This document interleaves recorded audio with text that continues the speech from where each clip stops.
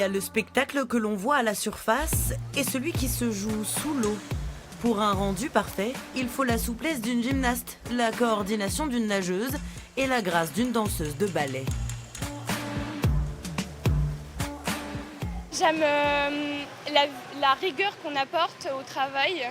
Le truc un peu girly et en même temps assez sportif. C'est comme un peu ma deuxième maison en fait, la piscine.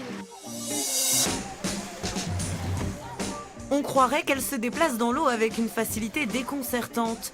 Pourtant, la natation artistique est un sport très exigeant physiquement. Il sollicite tous les muscles du corps et oblige à travailler le souffle, mais surtout il demande beaucoup de patience.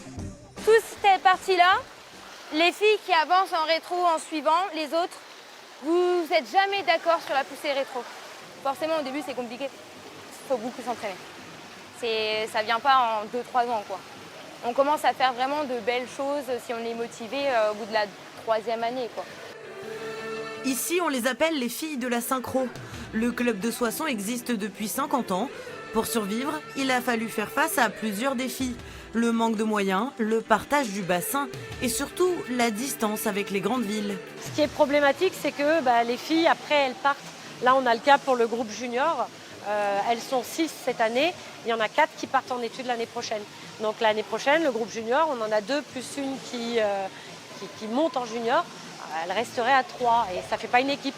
Et là, la préparation, je pense. Des centaines de nageuses se sont formées à Soissons. À l'origine, Mado, entraîneur et juge international, c'est elle qui crée le club en 1968, à une époque où la natation synchronisée commence à peine à exister au niveau international. Mais les 50 ans, je ne les ai pas vus passer. Ça, c'était mes premières nageuses. Alors tu vois que c'était drôlement correct, les maillots. Au fil du temps, les maillots se sont échancrés et les coupes et les médailles se sont accumulées. Mado n'a jamais nagé, mais elle a toujours poussé ses petites, comme elle les appelle, vers l'excellence. Et jamais j'aurais imaginé que 50 ans après, je serais encore là et que je serais encore passionnée. Parce que je suis encore passionnée. Une passion qui l'a amenée jusqu'aux plus grandes compétitions internationales en tant que juge.